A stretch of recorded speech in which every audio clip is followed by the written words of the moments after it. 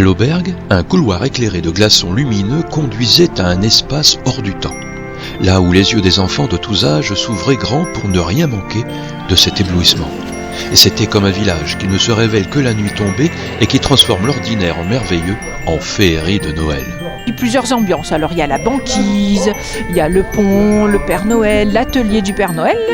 Il y a aussi les friandises du Père Noël et plein d'ateliers, de décoration extérieure bien évidemment. Des décorations comme des tableaux à visiter pour se mettre dans l'ambiance des traditions de Noël.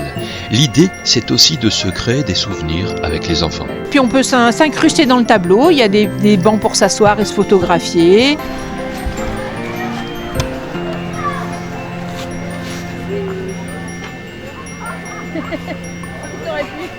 Dans un igloo ouvert comme une scène de spectacle, le public s'était amassé pour suivre les aventures d'un lutin et d'un renne enchanté. Ah, des filles reines. Des filles reines. Il y aura une reine. La reine d'Angleterre? Mais non. La reine tout court. Elle s'appelle tout court? Mais non.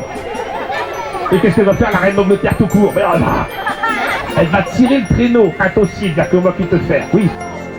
Au café éphémère de ce village près des nuages, il était possible de se réchauffer d'un chocolat chaud ou d'un verre de vin chaud. Alors dites-moi, il est comment? Il est délicieux le chocolat. Et bien chaud.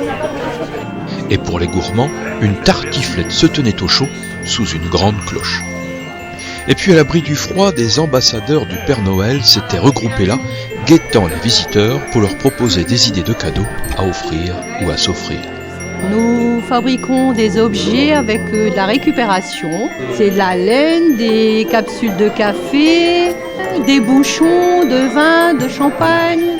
Voilà, on fait des petits morpions, c'est des jeux. On a fait des petites poupées avec des capsules de café. Elles sont 16 adhérentes à l'association qui ont œuvré comme des lutins pour proposer tous ces petits objets de Noël.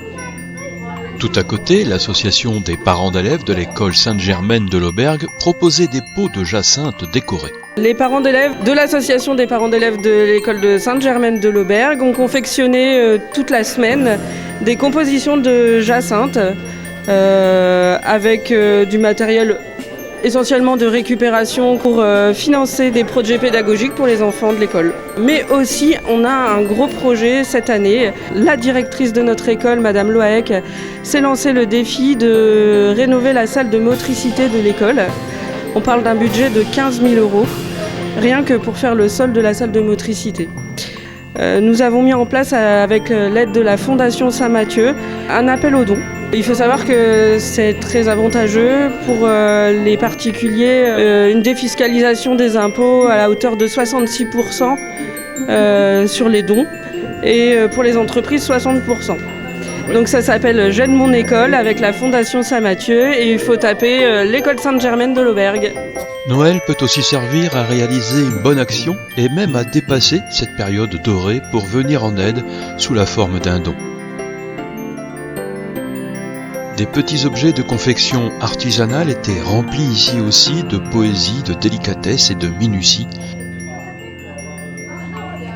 Dehors, le froid sévissait, faisant taire les fontaines et briller comme un ciel de diamants les épines des sapins qui abritaient les cadeaux rêvés, commandés, espérés.